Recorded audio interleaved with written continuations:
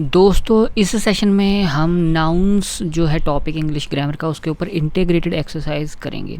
तो integrated exercise क्या होती है? इंटीग्रेटेड एक्सरसाइज थोड़ी सी हॉट सा में आ जाती है हायर ऑर्डर थिंकिंग स्किल्स में, कि आपको उसमें आपने अभी तक जो भी सीखा है उसको आपने प्रैक्टिकली अप्लाई करना है समझते हुए।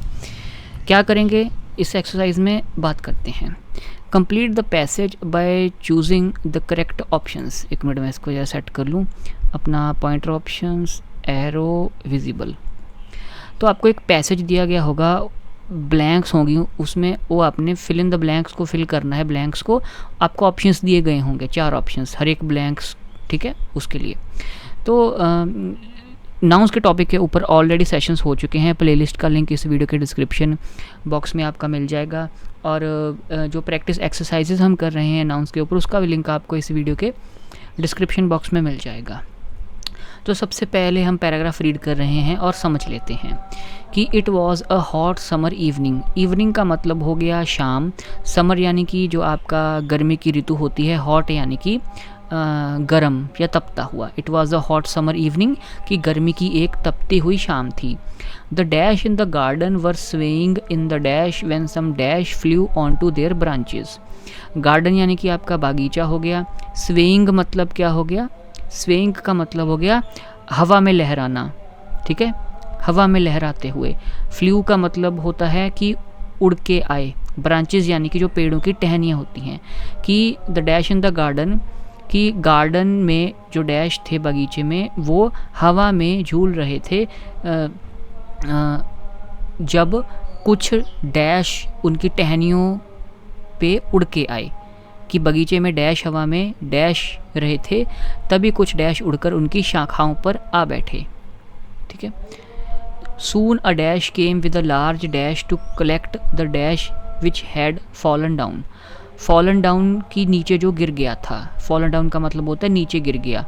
लार्ज यानी कि बड़ा, और कलेक्ट करना यहाँ पे क्या इसका मतलब है? इकट्ठा करना, ठीक है।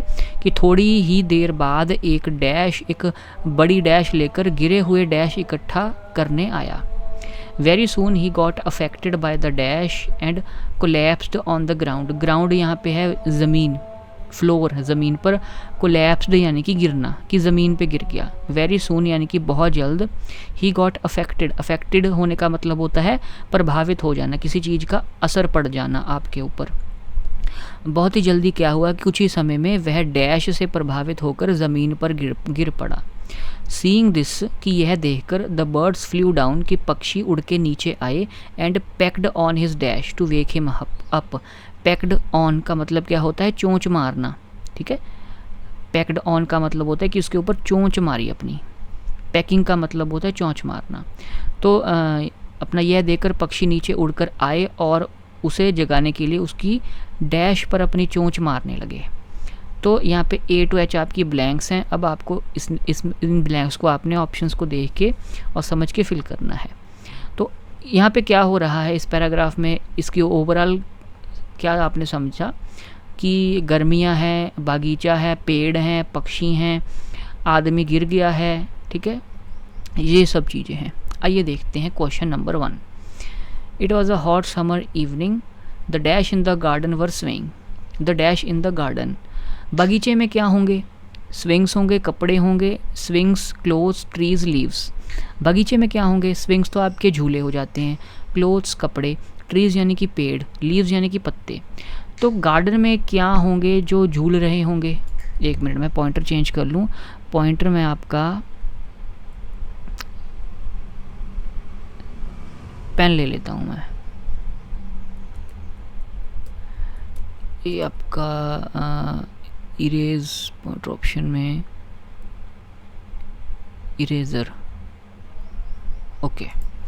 पॉइंटर ऑप्शन में जाके आप पेन ले लेते हैं और इसका ये चलो ओके। तो the dash in the garden, ठीक है। तो गार्डन में क्या होंगे? जो झूल रहे हैं, ठीक है। और ब्रांचेस की बात हो रही है, कि उनकी ब्रांचेस के ऊपर भी आके बैठ गए। तो गार्डन्स में आपके स्विंग्स झूले तो नहीं होंगे, ठीक है। अब ब्रांचेस टहनियों की बात हो रही है तो कपड़े भी नहीं होंगे, ठीक है। पत्ते होंगे क्या, पत्ते, ठीक है, पत्तों की टहनियाँ तो होंगी नहीं, तो आपका ट्रीज़ होगा, ठीक है।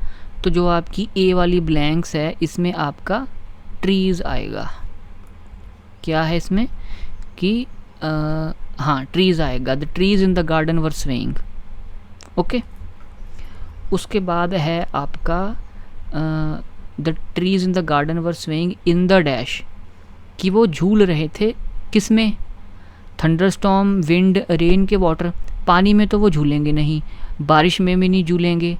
थंडरस्टॉर्म क्या होता है आपका, अभी हम देख लेते हैं थंडरस्टॉर्म किसको कहते हैं।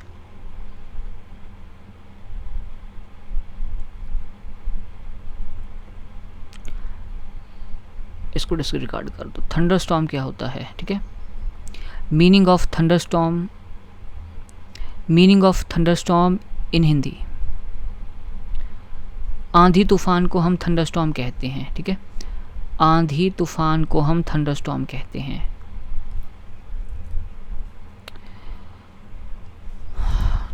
इसका भी मैं पॉइंटर चेंज कर लूँ, हाँ ओके। हमने क्या बात की थी, the dash in the garden were swing, तो ट्रीज झूल रहे थे इन द डैश, तो वो झूल किस में रहे थे, पानी में नहीं झूलेंगे, पानी की वजह से बारिश में नहीं झूलेंगे। अंधेरी तूफान में वो झूलेंगे, हाँ, पर स्वेइंग इन द थंडरस्टॉर्म। लेकिन ज़्यादा बढ़िया ऑप्शन है आपका कि हवा से झूल रहे थे, वो हवा से झूल रहे थे, ठीक है। बी ब्लैंक का मेरे मुताबिक हवा है, हाँ। The trees in the garden were swaying in the wind, ठीक है। हवा कारण बनेगी, अगर थंडरस्टॉर्म है आंधी तूफान, तो आंधी जो है वो हवा ही है ना, हवा में झूलेगी, ठीक है, हवा से झूल रहे होंगे। When some dash flew onto their branches, तभी कुछ डैश उड़ के उनकी टहनियों पे बैठे। तो कौन उनकी डैश पे बैठे, बर्ड्स, बटरफ्लाइज, मॉस के क्रिएचर्स। क्रिएचर्स कोई क्रिएचर्स तो नहीं होगा। क्रिएचर का मतलब क्या होता है, क्रिएचर का मतलब का क्या होता है, मतलब देख क्रिएचर का मतलब क्या होता है, और मौत का मतलब क्या होता है, ठीक है। मौत को पमक्कड़, पमक्कड़ सुने तुसी कदी, पमक्कड़, मौत, मॉथ्स आपके इंसेक्ट्स होते हैं। बटरफ्लाइज भी आपकी तितली होती है, वो भी एक तरह की इंसेक्ट आपकी होती है, ठीक है। क्रिएचर्स में कोई भी क्रिएचर आ सकता है, क्रिएचर कोई भी जानवर या पक्षी आता है। क्रिएचर में कोई भी आपका बर्ड्स आ सकते हैं, एनिमल्स आ सकते हैं। क्रिएचर में ह्यूमन बीइंग भी आ सकता है, ठीक है। क्रिएचर को हिंदी में क्या कहते हैं वो हम देख लेते हैं। मीनिंग ऑफ क्रिएचर इन हिंदी, प्राणी, प्राणी, प्राणी में जानवर आ सकता है, पक्षी आ सकता है, और इंसान भी आ सकते हैं, ठीक है जी। तो उड़ के टहनियों पे कौन बैठा, ये नीचे देख लो, नीचे आपके पक्षियों की हुई थी बात, ठीक है। तो बटरफ्लाइज भी नहीं होंगे, मॉथ्स भी नहीं होंगे, पक्षी होंगे, ठीक है। सी ब्लैंक्स में आपका पक्षी आएगा। तो ये आ गया कि व्हेन सम बर्ड्स फ्लू, ठीक है। फिर उसके बाद क्या है, soon a dash came with a large, बहुत ही जल्द डैश आया, बहुत ही बड़े क्या के साथ, कौन आया, सून अ डैश केम, कौन आया, ट्रक आया, डॉग आया, फार्मर आया कि गर्ल आया। अब देखो यहाँ पे आपका ही का इस्तेमाल हुआ है। अगर ही है तो कोई नॉन लिविंग थिंग तो होगी नहीं। हम डॉग के लिए ही इस्तेमाल नहीं करते, ट्रक के लिए नहीं इस्तेमाल करते, गर्ल के लिए तो शी इस्तेमाल करते हैं। तो ये बाकी ऑप्शंस तो सारी कट गई, फार्मर ऑप्शन बची है। तो सून अ डैश कौन आया होगा, फार्मर आया होगा, ठीक है। तो आपका फार्मर आंसर है। तो soon a farmer came with a large dash to collect the dash which had fallen down, ठीक है। Soon a farmer came with a large dash to collect, तो फार्मर बड़ी सी क्या लेके आया होगा इकट्ठा करने के लिए, बास्केट, कैन, क्लॉथ के स्पेड। तो इकट्ठा करने के लिए कैन तो लेके आया नहीं होगा। स्पेड क्या होता है? स्पेड क्या होता है? स्पेड अभी मैं आपको बताता हूँ।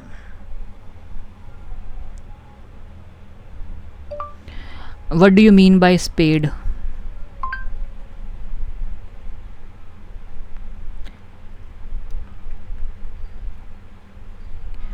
स्पेड ना मिट्टी को खोदने के लिए एक औजार होता है, टूल होता है एक। स्पेड, स्पेड जो होता है वो एक टूल होता है, ठीक है।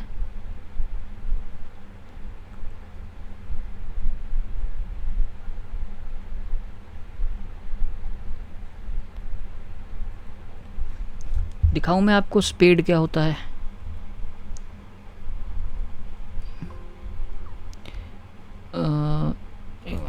SPAD, spade tool. तो हमने सिर्फ एक्सरसाइजेज ही नहीं सॉल्व करनी, हमने साथ साथ अपनी वोकेबुलरी और अंडरस्टैंडिंग भी बिल्ड करनी है, ठीक है। ये होता है स्पेड, ठीक है, ये मिट्टी को खोदने के लिए। अब हिंदी में इसको क्या कहते हैं मुझे नहीं पता, आई थिंक फावड़ा कहते हैं इसको हिंदी में।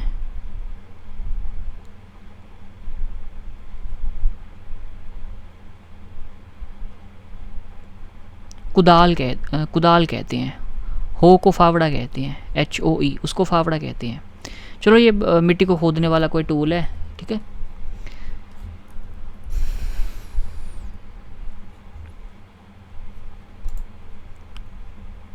हाँ, तो अब मिट्टी को खोदने वाले टूल से आप इकट्ठा थोड़ी ना करोगे कोई चीज़। कैन में भी नहीं इकट्ठा करोगे, कपड़े में भी नहीं इकट्ठा करोगे, कोई बास्केट में इकट्ठा करोगे आप, ठीक है।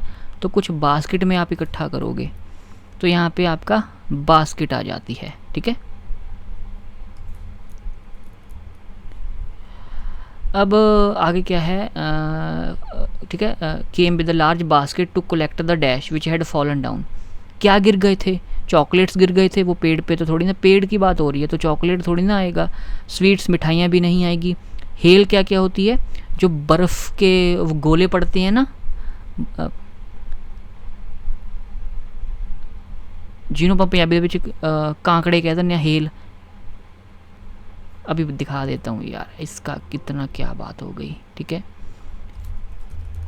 हेल इन हिंदी, ओले, ओले जो पड़ते होते हैं, बर्फ़ के ओले, ठीक है। ओले जो पड़ते होते हैं उसको हेल कहते हैं।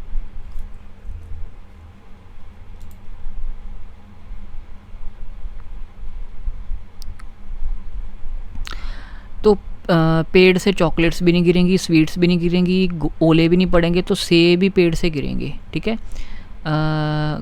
विच हैड फॉलन, तो एप्पल्स आएगा इसका, ठीक है। हाँ, एप्पल गिरे थे, ठीक है। Very soon he got affected by the dash, बहुत ही जल्द वो प्रभावित हो गया, ठीक है। किससे प्रभावित हो गया वो? बारिश से, हीट से, वेट से, कि स्नो स्टॉर्म से? वजन से तो प्रभावित होगा नहीं, कोई स्नो की भी बात नहीं कही गई पैराग्राफ में, बारिश की भी नहीं बात कही गई है। हॉट समर इवनिंग है, तो वो गर्मी से, हीट से प्रभावित हो गया होगा। हाँ, हीट से वो प्रभावित हो गया है, ठीक है। Very soon he got affected by the heat and collapsed to the ground, और ज़मीन पे गिर गया। सीइंग दिस, ये देख के बर्ड्स फ्लू डाउन, वो नीचे आ गए। एंड पैक्ड ऑन हिज, और चोंच मारने लगे उसकी डैश पे। कहाँ पे चोंच उसकी मारने लगे? वॉलेट पे, क्लोथ्स पे, नेल्स पे, के क्विल्ट पे। वॉलेट जो होता है वो पर्स होता है, पर्स, ठीक है, जिसमें पैसे रखते हैं, उस पे थोड़ी ना चोंच मारेंगे। नाखूनों पे चोंच भी नहीं मारेंगे। क्विल्ट क्या होता है? क्विल्ट, क्विल्ट देखते हैं क्विल्ट क्या होता है, ठीक है। क्विल्ट इन हिंदी,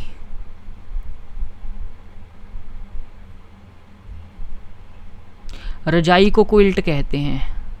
क्विल्ट रजाई को कहते हैं, कंबल, कंबल कह लो, कंबल खेस, रजाई को क्विल्ट कहते हैं। तो चोंच वो उसके पर्स पे भी नहीं मारेंगे, नाखूनों पे भी। उसकी कंबल, तो उसके पास रजाई कहाँ से थी? उसके कपड़ों पे चोंच मारेंगे, ठीक है। पैक्ड ऑन हिज क्लोथ्स, हाँ, क्लोथ्स आंसर है। तो यही हमारी सारी एक्सरसाइज थी कि कैसे हमने समझते हुए मीनिंग को, पैराग्राफ की हिंट्स को, जो हिंट्स नहीं भी हमें दिए गए थे, ऑब्वियस हिंट्स को नहीं देख के, ऑब्वियस दिए गए हिंट्स जो नहीं ऑब्वियस थे हिंट्स, हमने कैसे इन्फॉर्मेशन को, जानकारी को खुरेद के अपनी लॉजिकल रीजनिंग एंड अंडरस्टैंडिंग देख के हमने कैसे उसको ढूंढा। ठीक है, तो सारे पैराग्राफ को मैंने पढ़ लिया, एक जर्नल आइडिया हो गया। ठीक है, उसके बेसिस पे मैंने फिर सारा अपना पैराग्राफ जो था वो सॉल्व किया। इस तरीके से आपने करना है। ये थी आपकी नाउन्स के ऊपर इंटीग्रेटेड एक्सरसाइज। और अगर आपको सीखने में मदद मिल रही है, आपको समझ आ रही है सेशंस और इंग्लिश के फंडामेंटल्स, ग्रामेटिकल कंसेप्ट्स, आपकी वोकेबलरी बिल्ड हो रही है, कुछ अच्छा सीख रहे हो आप, जो आपकी लाइफ में आगे काम आएगा, ठीक है, आपकी प्रोफेशनल डेवलपमेंट हो रही है, ठीक है, तो आप इस चैनल को प्लीज़ सब्सक्राइब ज़रूर कीजिए, बेल नोटिफिकेशन आइकन को प्रेस कीजिए, वीडियोस को लाइक कर सकते हैं, वीडियोस को शेयर ज़रूर कीजिए अपने दोस्तों के साथ। जो भी ग्रुप्स हैं फेसबुक पे, व्हाट्सएप पे, इंस्टाग्राम पे स्टेटस डाल सकते हैं, व्हाट्सएप पे लिंक शेयर कर सकते हैं स्टेटस डाल के, अपने क्लास ग्रुप में अपने टीचर्स के साथ भी शेयर कर सकते हैं। ठीक है, सभी का फ़ायदा होगा। तो see you next time, till then take care, thank you very much.